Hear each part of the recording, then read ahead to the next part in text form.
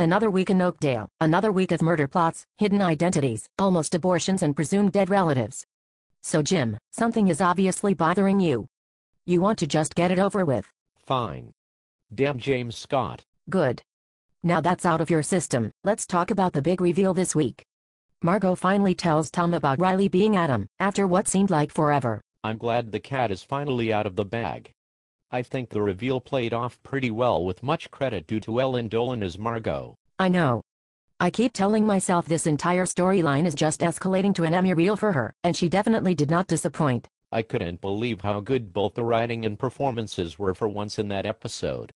Having Margot go from sympathetic and fearful for telling Tom, to basically blackmailing Tom by telling him she and Casey would go to jail as well if Tom arrested Adam was pure genius. Not to mention her version of Mama Bear to Adam afterwards telling him everything is okay. Which brings me to the downside of the story. Let me guess. Allison? Allison. You can bring Casey into that equation as well. Not only did Allison's reaction came off kind of numb and anticlimactic, we were treated to an Allison and Casey romantic scene on the roof. You know, I've been a fan of Allison's throughout this entire ordeal with Bob, Kim and the rest of the Hughes clan, but seeing her and Casey together did induce vomit this week. When she told Riley that she loves Casey, I didn't believe it for one bit. Another young lady in Oakdale in trouble this week is none other than the knocked-up Liberty. I'm usually annoyed with her, but I have got to admit that Friday's episode where she's sitting in the doctor's office got pretty dramatic. I agree, but I've never been really annoyed with his storyline like the others. I do like the fallout of this between both Craig and Rosanna and Janet and Terry. While Craig and Rosanna's relationship will no doubt be strengthened by this revelation, Janet and Terry's will spiral down in a hurry. Julie Pinson's reaction to finding out it's her own daughter that's pregnant, and not her sister, was exactly the way I wanted Janet to react, hurt and terrified. She could definitely chalk this episode up for her supporting actress reel next year. Do you think Janet will stop Liberty in time? I think so. Me too, but the idea of a mini Tony running around irks me. Does it irk you as much as how psychotic Audrey has become? I know. What is going on there? The sweet mother of Henry Coleman is quickly turning into some hot mess vixen. At least it's fun to watch. I'm having fun with this as well.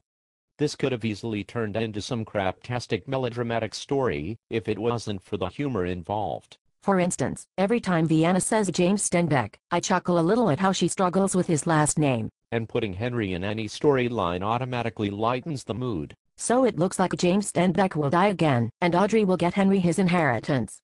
I can't wait to see Barbara's reaction to all this. I'm glad he's not going to die by a poison cupcake.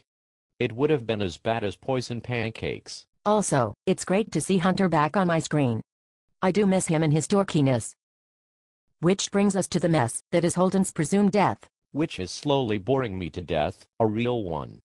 The cartoon Lieb and Maeve are not helping. It's not doing much for me either. And just so you know, the next time someone hits you on the back with a shovel, your head will start bleeding. Note taken. But on the flip side, can I get a hallelujah? Damien finally breaks up with Meg and declares he still has feelings for Lily. Holla stinking Luia. Maybe Damien would stop sucking, now that he's slowly migrating away from the vortex of suck. Let's just hope for the best. I was glad he got share a brief scene with Luke this week, which led to Luke's one-man welcome party for Mr. Fugly Scarf and Noah coming back from LA. I am so glad that storyline is finally moving somewhere. Mason obviously has an agenda, and seeing Luke finally annoyed with him is pushing this story along nicely. I can't wait. Not to mention it gave me Nuke laying out on the grass in some ridiculously cute scenes. I like this smiling, flirty and somewhat horny version of Noah. He should come out and play more often. Even if it means he would spend more time in LA with Mason? You bitch. You Nukie. Well, that's all the time we have for this week. Join us next week, when we recap the very short week of As the World Turns.